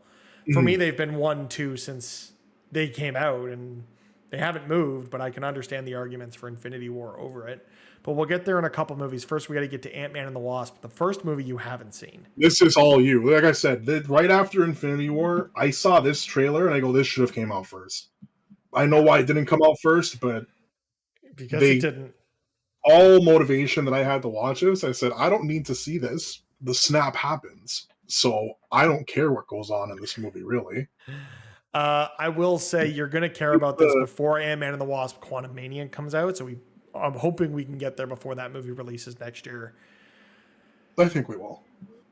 We'll see. If we do it weekly, we will. If we don't, then if it gets to the point where we're close to Ant-Man coming out, we'll skip to Ant-Man and the Wasp just to have a refresher before the movie comes out.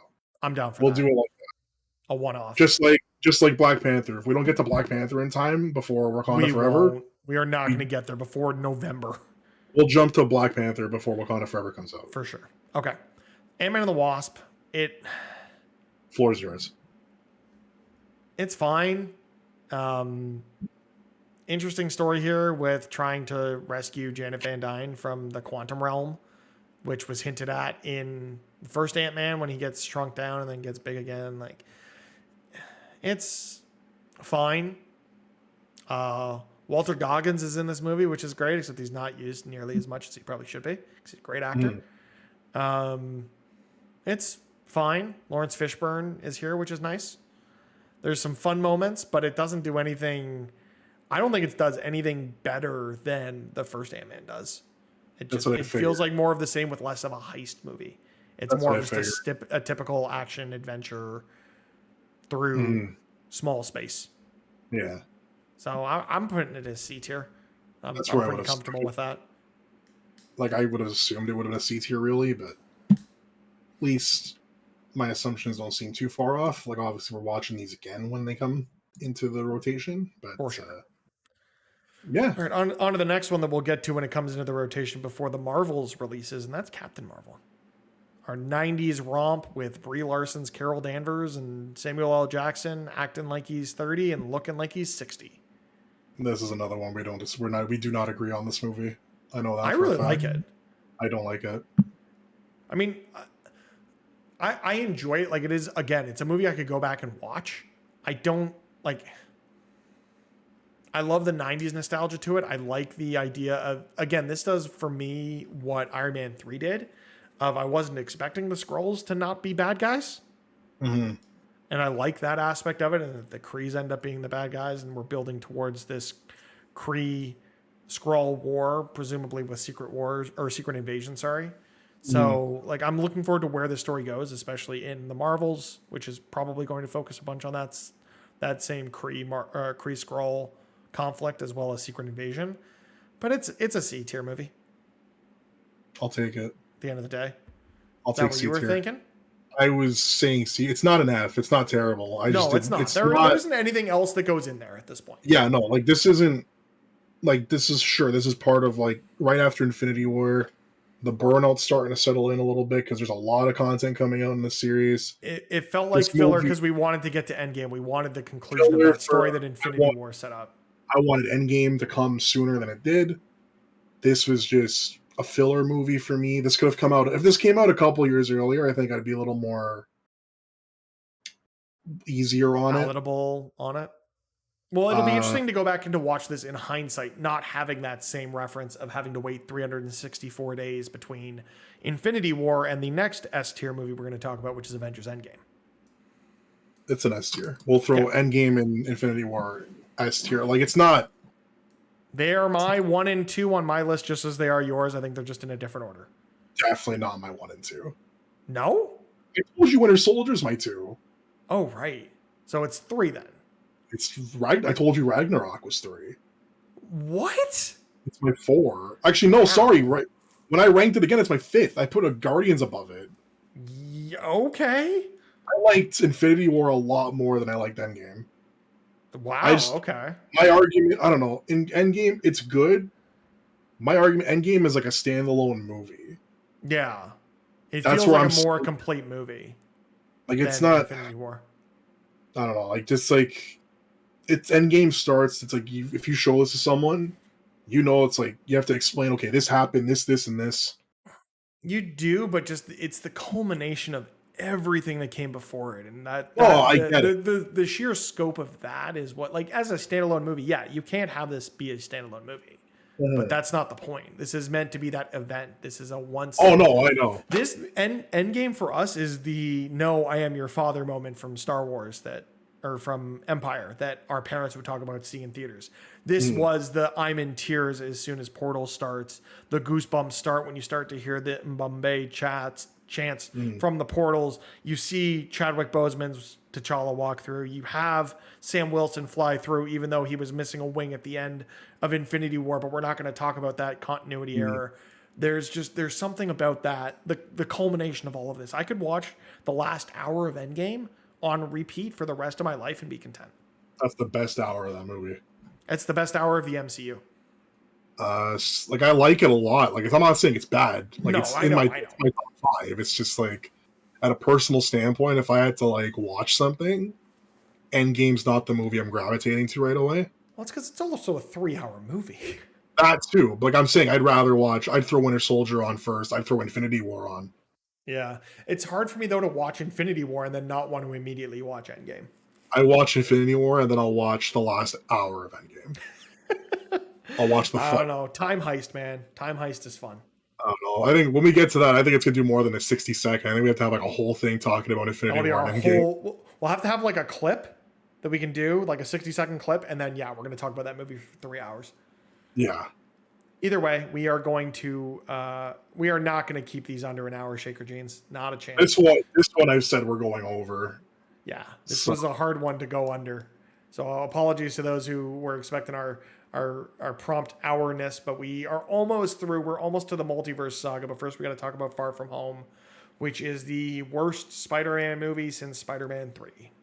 Okay, we're agreeing with this. This is the worst MCU Spider-Man movie. Yes. Mysterio is pretty good until his motivations were just Tony Stark made my thing fart or barf or whatever it was. It was barf. I like Mysterio in the movie. They could have done a lot more with the character than just have him be a Tony Stark underling, because we've had that in multiple movies now. We've had that 3 or 4 times now in the MCU. I'm kind of sick of it. And I worry we're going to get that with Ironheart. We might get that with Armor Wars if Armor Wars ever comes to fruition. It's going to be This is very easily a C tier movie. This is definitely C tier. This is the worst MCU Spider-Man outing. Not like, this is one of those movies where I watched it, I left the theater, I'm like, I think I liked that movie, and then I went to sleep, woke up the next day, and decided, you know what, it sucked. I didn't like it. But I liked it just because it was Spider-Man and Tom Holland is so likable, and that one scene of the Mysterio stuff, yes, where he like the double cross or the double fake out is There's so good.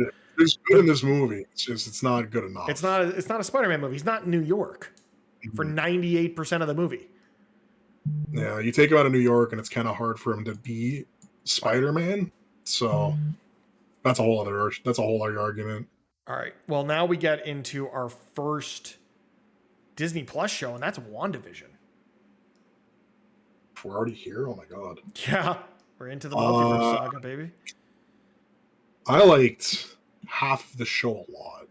I really liked the first 4 episodes. When it's the first 4 episodes and the mystery is kind of unraveling, I was on board until it slowly turned into just Another a standard Marvel thing.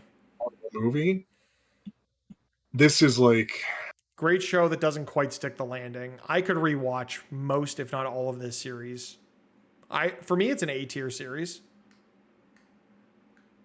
Where do I have this? I'd throw it in B. See, it's in my top 10. That's high. I know. That's high. But I'm looking at this, and there are a couple of movies that I should, or at least one movie that I should bump up. But I think only one.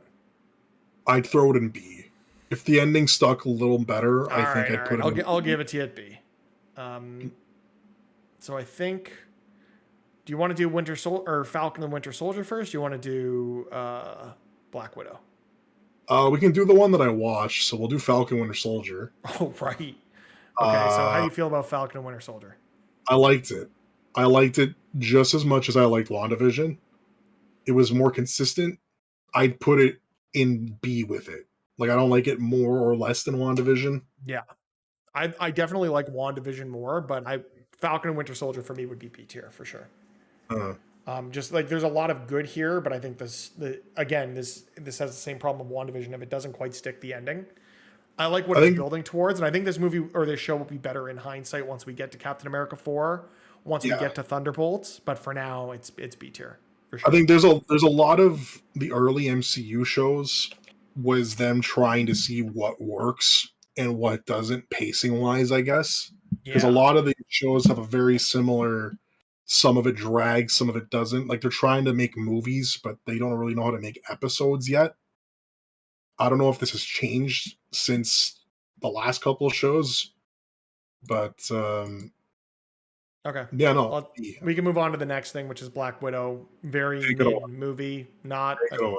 Yeah, I was gonna say there's again fun moments, but overall it tries to be a spy movie, but we've already got a way better spy movie in Captain America: The Winter Soldier. I know for a fact that this has one of the worst CGI scenes I've seen in a movie. But it was also a lot of this work was done during COVID. Yes, that's so COVID as well. And Marvel with the crunch, it's really funny. It's definitely coming through the last few properties that have released. They need to get their act together in terms of not pushing these studios so hard to get these things out. That being said, it's a C tier movie for me within the scope of the MCU. It's perfectly watchable, but not something I'm going to choose to go back to the way I would anything from B tier and above. Yeah, I'm not going to argue with it. And this movie should have came out, I don't know, maybe 2011, 2010. Yeah, this should have been one to fast follow from Avengers. Yeah. It shouldn't have been a movie that came out after the character died in Infinity War. So that's a whole other thing too. I watched it. Why would I watch it? Like Black Widow's done. I think my Letterboxd. There are some fun things that it sets up. So I mean, I'm excited to hear what you have to say after we watch it. But again, that will be a 60-second review, not the 2 hours we're going to do for Endgame. I should have read my little notes that I had for the things I didn't watch, because Ant-Man I put did not watch, probably mid. This one I put did not watch, probably mid, should have come out 6 years ago. So that's fair. Okay. That's let's all right, we're almost through this. Please bear with us as we get through some of the more recent stuff. Since it's fresher, we can probably get through this a little quicker without meandering on it too much. Eternals, Loki. Loki, I think, might be the best show. I disagree, but I can't tell you why. It's still in B tier, but I think it's probably like the most enjoyable one I've watched. Maybe. Yeah, I'm with you at B tier. Again, I would have WandaVision at A tier because I do think I enjoyed WandaVision more than Loki, but Loki is still a very, very fun time. I like what Loki sets up. Yeah. Absolutely. Yeah. Loki season 2 is going to be out of this world, but we'll get there next year. Wow. Next one is What If or Eternals? What do you want to talk about? Fucking throw What If and see. Really? What If's a mixed bag. There's some What If that I like, Some of it's not good, All right. but All right. I'll give you that one. high C, like the drink. You know what I mean? Like, I got you. I got you on that one. All right. Eternals. This is another one you didn't watch, probably take it me. over. This looked. I wrote. What did I write for Eternals? I wrote. Did not watch. Probably the best DCU movie. I mean, it's not. It's so I definitely have a different opinion of this than other people do.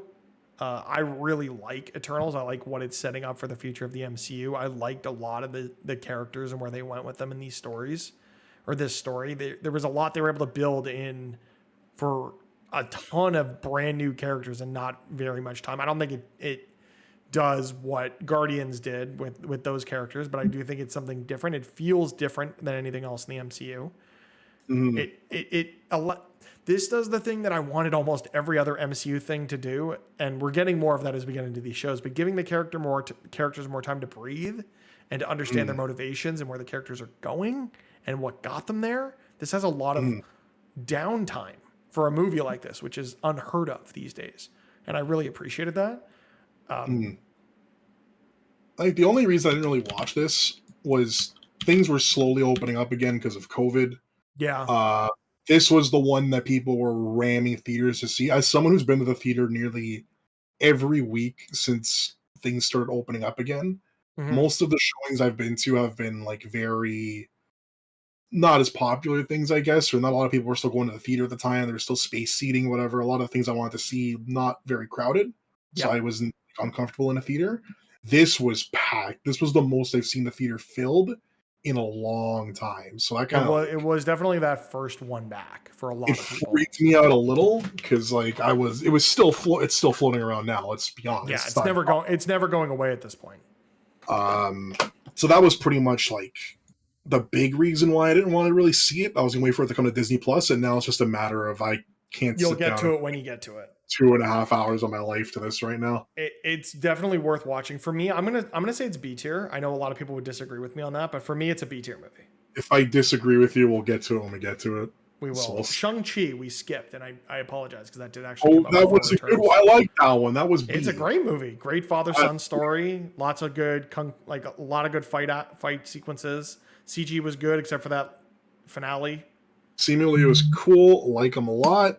Canadian kid, you can't not like it. Fixed Mandarin. It's a good movie. I like this movie. Marvel should do a proper Oh, you know what? I'll give you A tier. A tier.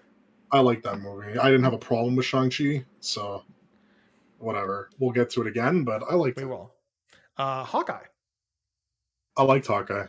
Kate Bishop's great. Haley Steinfeld is perfect casting. Kate Bishop's awesome. We got Kingpin. Kingpin is as menacing as he was in the Daredevil Netflix show, and I'm glad for it. Glad that we're getting these characters back in the MCU between this and some other things that have been hinted at and some other things that have been announced. So I don't know if I love the character of Echo in this, and the fact that they're setting her up for her own show has me a little apprehensive. As apprehensive as I am for the Agatha show that's spinning off from WandaVision. Can't believe we're getting an Agatha show. Like, I why? really can't. Why? Getting an Agatha show before we get a Kate Bishop show. But I guess Hawkeye is kind of the Kate Bishop show. Hawkeye. She's Hawkeye. Yeah, I mean, for me, I didn't enjoy it as much as WandaVision. We put WandaVision in a B tier, but for me, I think Hawkeye is better than Falcon. Probably comparable to Loki, so maybe it's B tier. I like this as much as I like Loki, so I'd stick it in B tier. All right, B tier it is. Moving on to No Way Home, the end game of Spider-Man movies. The Andrew Garfield Redemption Tour. The Andrew Garfield Redemption Tour. The one that had Venom in an MCU movie. Venom was in the movie. Venom was in the movie. This is another one that I'm conflicted. Like, the nostalgia's there. I like the nostalgia. Is the movie good, or is the nostalgia good? See, I think the Doctor Strange stuff here is really good. The fish out of water story for all of these villains being pulled into his universe because of the mistakes he's made and having to own up to that, and him like this trilogy got us to the with great power comes great responsibility moment. They spent a whole trilogy building the what is We Spider-Man. should have had this by now. That's my issue with this. No, it's not that we should have had this by now. It's we've never had the time to breathe with this character before he gets that moment until now. They should have just... this is the start of the Spider-Man redemption tour in the MCU.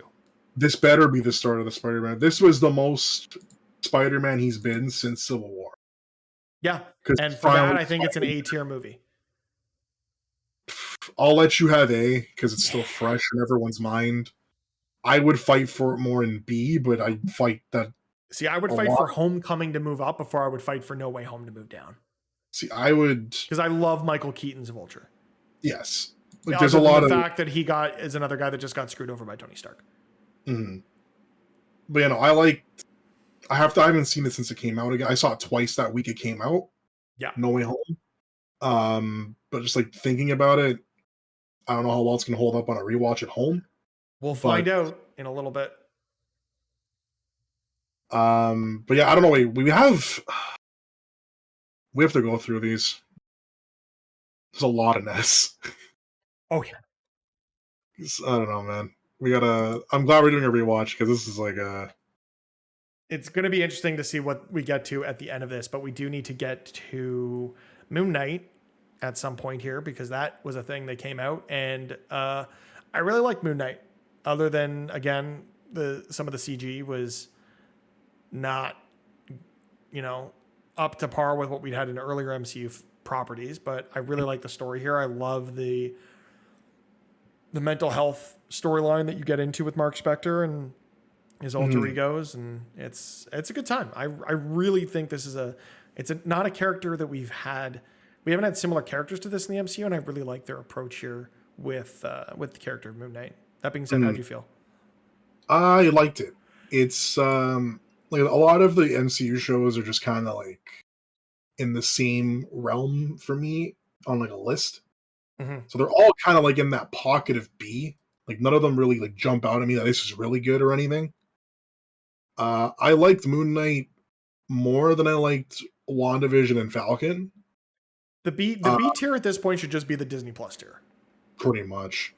All right, throwing it at B. Yeah, no, like that's again, pretty much. We're putting that at B tier. Everything C tier and above is something that I would go back and rewatch on a regular basis. These are all good to great to phenomenal properties, other than those two at the bottom. Mm-hmm. Next one is Doctor Strange in the Multiverse of Madness, the most Sam Raimi film we've gotten in the MCU.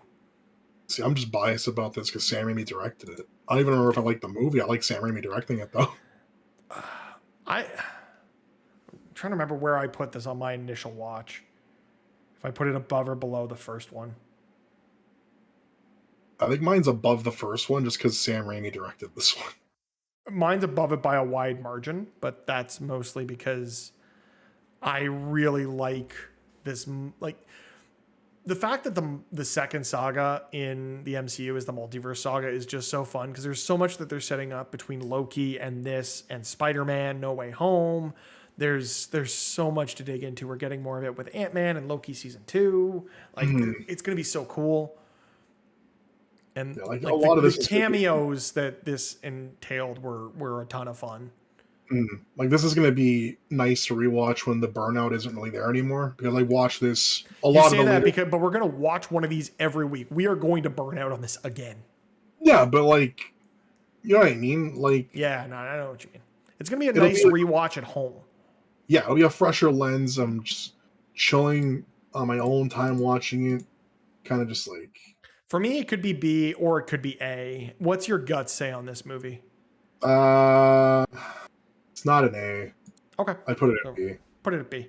You have not yet seen Ms. Marvel, so I'm just going to tell you you need to because this is an S. This is the first and only S tier Disney Plus show thus far. That's a wow. Yep, that's where it's going because I don't care what people like. There is such Miss Marvel in the MCU is what I wanted Spider-Man to be. That's how good Miss Marvel is portrayed in the MCU. This is very high. I hope this is good. You'll see at the end. I don't think it can. If it falls after you see it, I don't see it falling any further than A. But it is some of the best characterization that we've gotten in the MCU thus far. especially for a debut.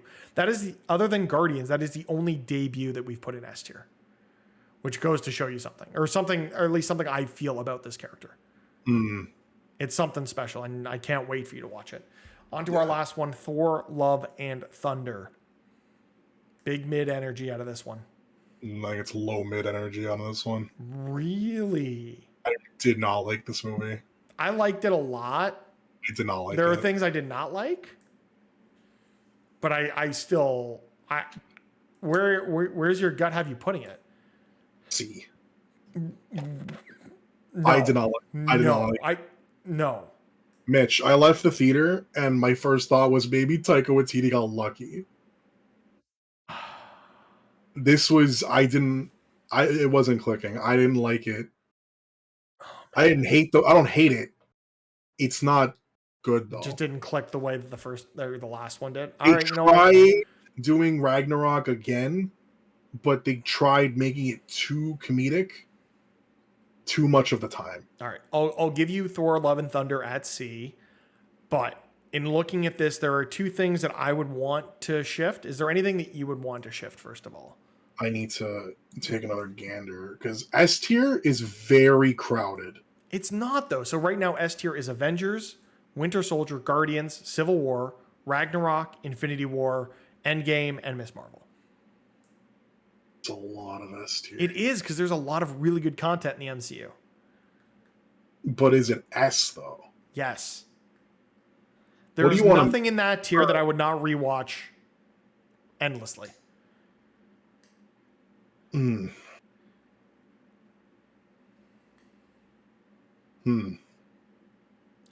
tier, we've got Iron Man, First Avenger. That's Captain America, the First Avenger. Galaxy, Guardians 2, Shang-Chi, and Spider-Man No Way Home. So wait, you said you wanted to move two things? Yes, I think that Black Panther and WandaVision should both be A tier. Because right now we have them at B tier along with Ant-Man, Doctor Strange, Spider-Man Homecoming, Falcon and the Winter Soldier, Loki, Eternals, which I know some people are going to give me flack for being B tier, Hawkeye, Moon Knight, and Doctor Strange and the Multiverse of Madness. I don't know, man. Can I get Black Panther to A tier just for the characterization of Killmonger? We can leave WandaVision where it is for now. I'll take that. That's like, okay. See, I'm looking at it different. We're throwing it like this is all B. I'm looking at them like this is high B, this is low B.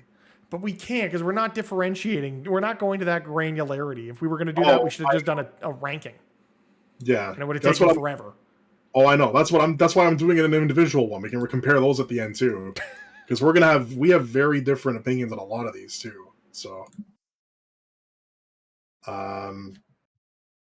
like I think S is crowded, but I don't want to argue about it right now because we have to watch them all. Other than that, I'm good with where everything else is at the moment. But I'm very much looking forward to doing this weekly rewatch with you, or maybe bi-weekly for things like the Disney Plus shows.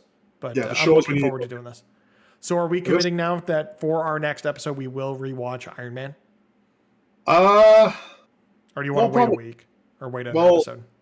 We can probably see if we're gonna actually do an episode. I think we'll do an episode next week. I think we can. Next week's be busy. I can probably squeeze Iron Man in at some point though. Okay, we will commit that our next episode we will do a quick 60-second Iron Man review and tier ranking, and that is where our MCU list stands at the moment. To round out the rest of it, I know I talked about B tier. C tier is Iron Man 2, Thor, Iron Man 3, Avengers Age of Ultron, Ant-Man and the Wasp, Captain Marvel, Spider-Man Far From Home, which how that's that low, we'll see.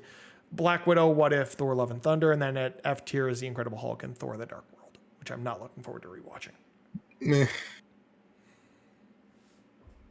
Well, we'll get to it. We'll have more thoughts as we go. We will get to it when we get to it. But until we do get to it, Sal, that has been the Nerdopolis Podcast, Episode 3.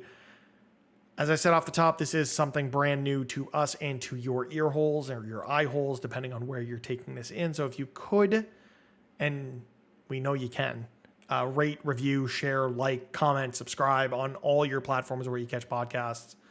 Sharing and word of mouth is so important for something so small and so new. So if you enjoyed it, we really would appreciate that. If you didn't, reach out to us, let us know what you didn't like, because we want to make this something that we build and make better with you. Links to everything will be in the show description, including both mine and Sal's places of be on the internet. Sal, you got anything else for the people before we get out of here? Thanks for sticking around for a doubleheader. I know this was a doozy to get through, but It so had to kind of happen. We could have done a two-parter where we did like the first half and then the second half, but we when a go topic hard like at the this, Nerdopolis podcast, yet to be renamed into something else. Maybe, I don't know. We'll see. like this is a chunky topic, and it didn't help that we had some chunky indie games to talk about too. We got some hot takes and some hot indie games to talk about. And we'll hopefully do more of that next week or whenever it is we are able to get together. But until we can do so, Sal, keep it nerdy. Keep it nerdy, Mitchell.